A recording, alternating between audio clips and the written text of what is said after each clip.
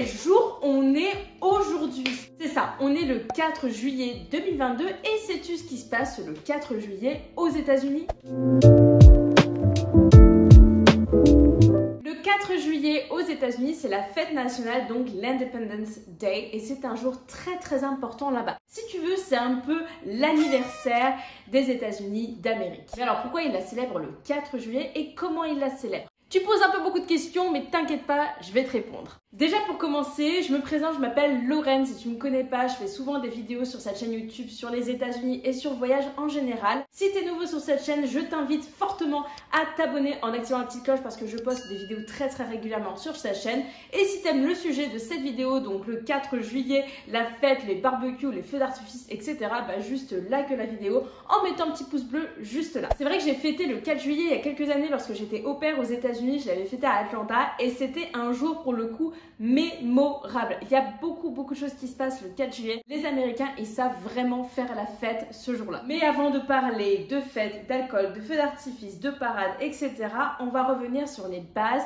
avec un petit cours d'histoire. Donc sors tes cahiers, tes stylos, ouvre bien grand tes oreilles et prends des petites notes parce que ça va être très enrichissant. Et on remonte dans le temps en 1776. En 1776, c'est le point culminant de la bataille acharnée menée par les Américains pour obtenir leur indépendance. Et oui, parce que jusque-là, en fait, les 13 colonies étaient des colonies britanniques et comment vous dire qu'ils en avaient un petit peu ras la casquette, d'accord, de devoir obéir à quelqu'un qui est à l'autre bout du monde. Et ils se sont dit clairement... En gros, ils veulent surtout obtenir leur autonomie politique sous un régime démocratique. Ouais, les Américains, ils avaient déjà soif de liberté à cette époque. En gros, ce qui s'est passé, c'est que les 13 colonies ont voté pour l'indépendance de leur pays. C'est un peu, si tu veux, l'acte de naissance des États-Unis qui est né à ce moment-là. Alors non, tout ne s'est pas passé en une journée et en 24 heures. Le 4 juillet, tout le monde avait voté pour l'indépendance des États-Unis et bip bam boum, les États-Unis étaient Free America. Non, c'était pas ça du tout. En gros, le 2 juillet 1776, c'est le Congrès continental qui vota pour l'indépendance des États-Unis. Et c'est seulement 2 jours plus tard que les délégués des 13 colonies adoptèrent la déclaration de l'indépendance.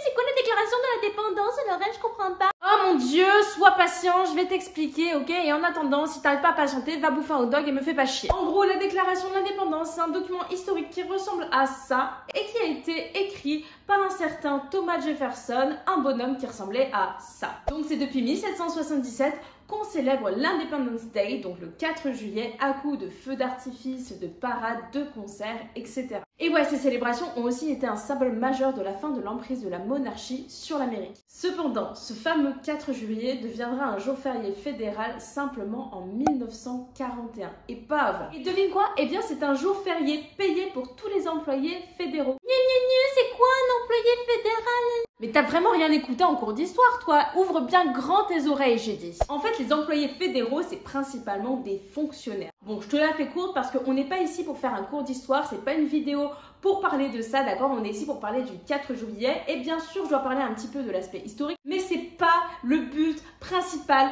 de la vidéo. Donc si tu veux regarder un truc sur des faits historiques, boum, tu vas ailleurs sur notre chaîne YouTube ou tu vas ouvrir un bouquin d'histoire. Merci, au revoir, ciao. Alors la question principale, c'est comment les Américains fêtent le 4 juillet. Il faut savoir que le 4 juillet, c'est leur fête nationale, un peu comme nous le 14 juillet en France, sauf que eux, c'est vraiment, mais alors vraiment dans la démesure. Les États-Unis en même temps, c'est pas très étonnant, hein. Bref, c'est sans surprise, comme beaucoup de fêtes aux États-Unis, genre Thanksgiving, Noël ou encore Halloween, que les industriels, ils s'en mettent encore plein les poches. Ils te font des décorations à gogo et toutes les boutiques aux États-Unis ressemblent à des boutiques de patriotisme absolu. C'est franchement hallucinant. Moi, je vais pas dire choquée parce que je m'y attendais. Les Américains sont beaucoup dans le patriotisme. Ils aiment leur pays, ils aiment leur drapeau. Mais ouais, c'est vraiment kitsch et too much, quoi. Ça passe par les bouquets de fleurs en passant par la déco ou les gâteaux. Oui, même les cupcakes et les cookies sont décorés aux couleurs du pays. Il y a vraiment de tout. Ils te vendent en plus de ça m'a choqué les premières fois, ils te vendent à la sortie des supermarchés ou dans les supermarchés des feux d'artifice. Aux États-Unis, tu as le droit de faire des feux d'artifice chez toi sans aucun problème. Nous, en France, on ne peut pas acheter des feux d'artifice comme ça. Enfin, en tout cas, j'en ai jamais vu des boutiques de feux d'artifice où on peut faire péter des gros feux d'artifice.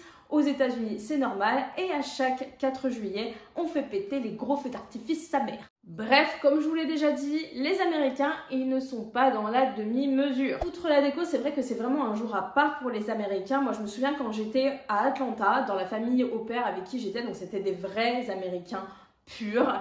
On avait été à la parade là-bas, c'était franchement grandiose. Il y avait énormément de choses à voir. C'était assez rigolo et puis c'était joli, c'était bien décoré, ils avaient bien fait les choses. Après, forcément, bah voilà, il y avait des stands de bouffe.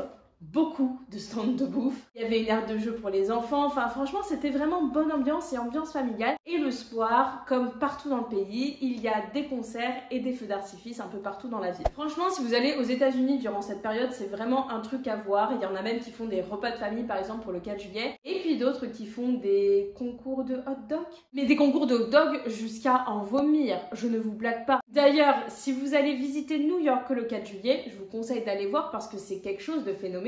Ça se passe à New York City, à Coney Island, et c'est le concours traditionnel de plus gros mangeurs de hot dog aux États-Unis. Ça se passe tous les ans au resto Nathan's depuis 1972. Et le record est tenu par Joey Chestnut qui a mangé plus de 75 hot dogs en 2020. 75 hot dogs, mais je pense qu'il faut être taré du ciboulot quand même. Moi déjà avec un hot dog, peut-être un et demi, je suis genre full. 75 hot dogs, ça fait beaucoup là, non? Bref, c'est la fin de cette vidéo, j'espère que tu l'as appréciée. Si tu as des questions, n'hésite surtout pas à me les poser en commentaire, je te répondrai. Puis moi je te dis à la prochaine pour une nouvelle vidéo. N'oublie surtout pas de t'abonner. Ciao!